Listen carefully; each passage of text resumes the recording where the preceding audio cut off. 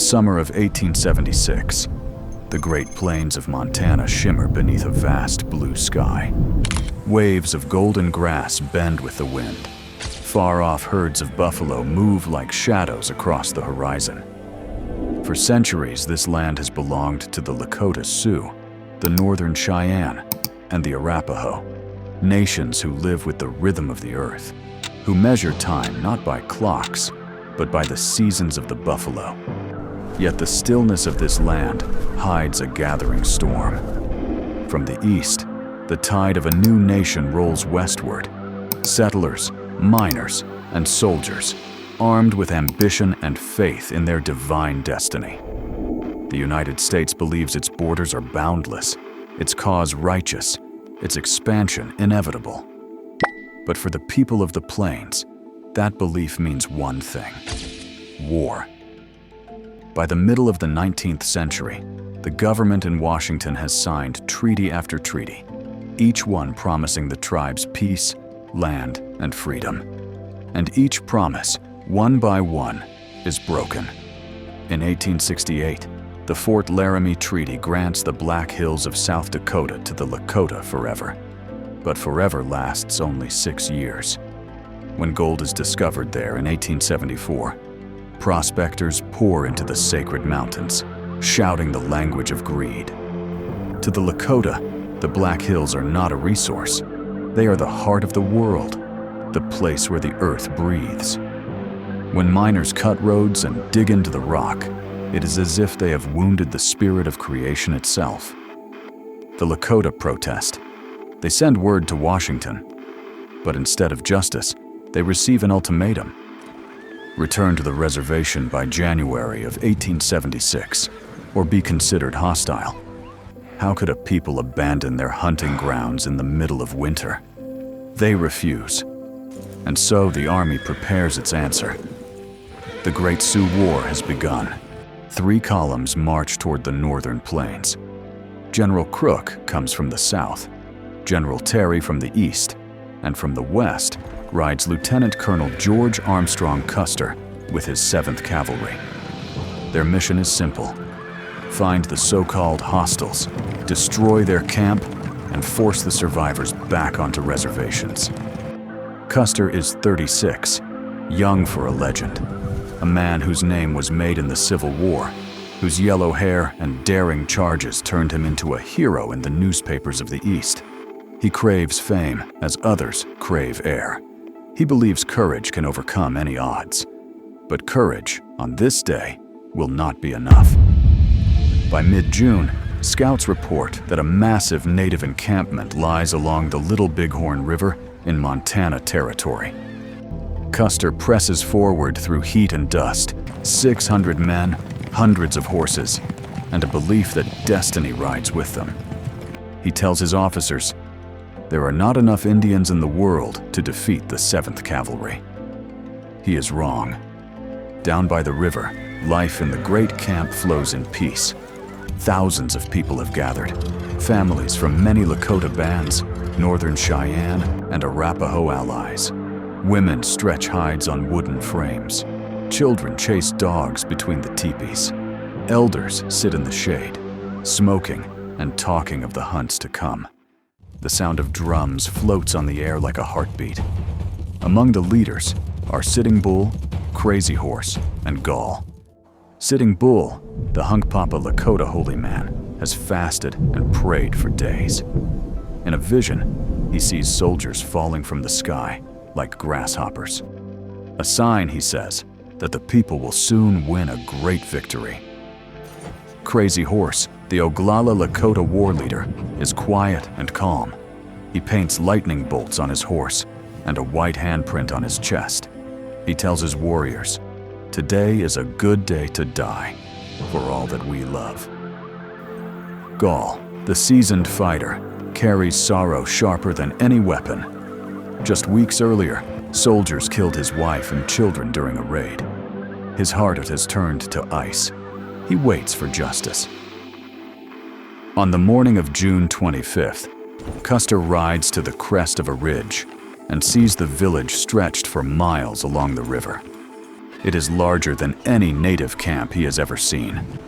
Teepees glittering white beneath the sun, smoke curling upward like prayer.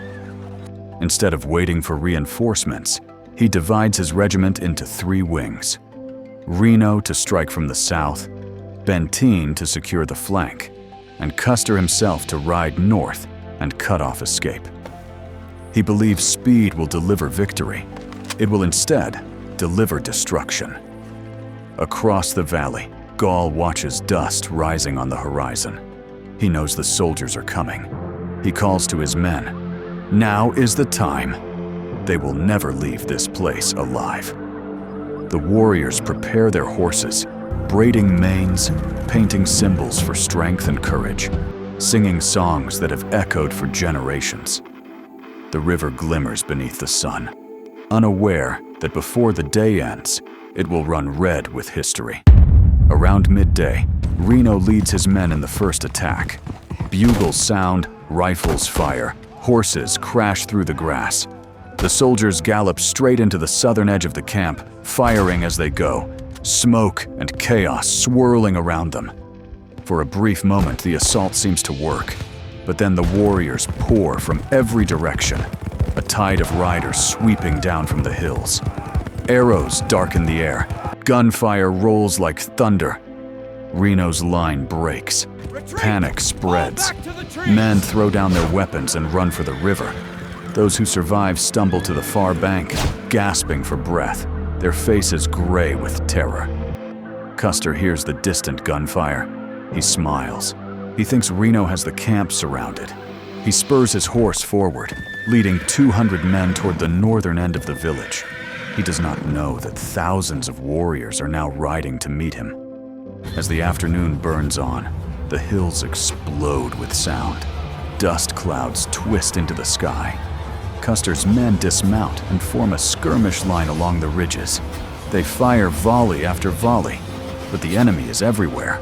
Behind rocks, behind grass, circling like shadows. The sun blazes down. Sweat runs into the soldiers' eyes. Powder smoke chokes the air. Crazy Horse leads a charge straight through the haze, his horse streaked with paint, his braids flying. Gall strikes from another ridge, cutting off escape to the river. The blue coats fight bravely, but they are surrounded on all sides.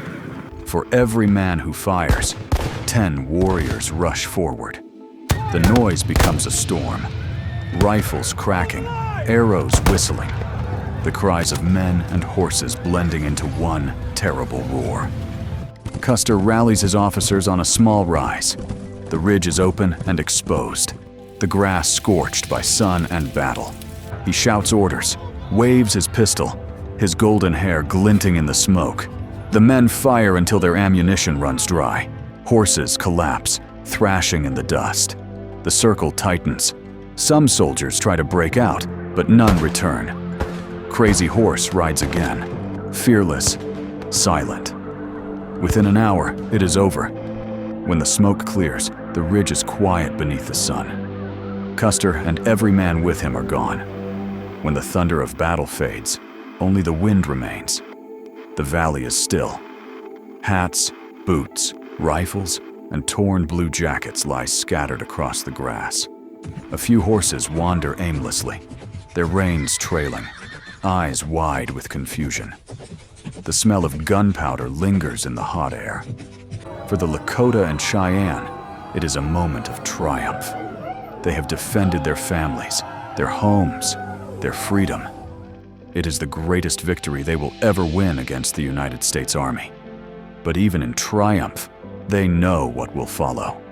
The government will return. Angry, relentless, unstoppable. That night, the camp is silent. The fires burn low. Warriors tend to their wounded. Mothers search for sons who never returned. The moon rises over the river, silver and still. The people sing songs of mourning and victory, songs that tell of courage and loss, of spirits set free. In the months that follow, the vengeance of the United States descends upon the plains. More soldiers come, thousands of them, with repeating rifles, wagons, and cannon. The tribes scatter north and south, fighting, retreating, surviving as best they can. Sitting Bull leads his people into Canada, seeking refuge beyond the reach of American law. Crazy Horse fights on until the spring of 1877, when hunger and exhaustion force his surrender. That autumn, he is killed while in captivity, stabbed as he struggles against his guards. Gall, the warrior who once swore vengeance, will live out his days on a reservation, a survivor of victory turned into a prisoner of peace. For the United States, Custer's defeat is both humiliation and rallying cry. Newspapers call it Custer's last stand and demand revenge.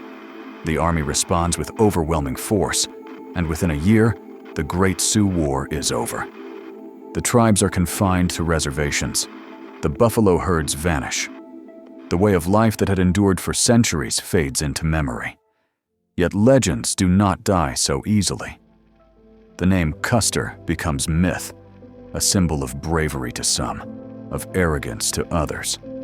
In paintings and stories, he stands tall upon the ridge, pistol raised, surrounded by enemies. But the truth is more complex, a tapestry woven from pride, fear, and the clash of two civilizations. Today, the battlefield lies quiet beneath the same wide sky. The Little Bighorn River still winds through the grass. Markers dot the hillsides, white for the soldiers, red for the warriors. They stand side by side now, silent witnesses to what happened here. The wind moves through the sage and whispers over the stones. If you listen closely, you can almost hear the echoes, the distant thunder of hooves, the crack of rifles, the voice of history carried on the breeze. The Battle of the Little Bighorn, Custer's last stand, was not merely a fight. It was the meeting of two destinies, the final flash of freedom before the long shadow of confinement. For one brief moment on a June afternoon, the people of the plains stood united, and the empire that sought to break them trembled. Though the victory was fleeting, its memory endures in the stories of the Lakota, the songs of the Cheyenne, and the restless spirit of the land itself. Here, on this lonely ridge beneath an endless sky, the wind still remembers. It carries whispers of courage, echoes of loss, and the eternal truth that freedom, once fought for, never truly dies.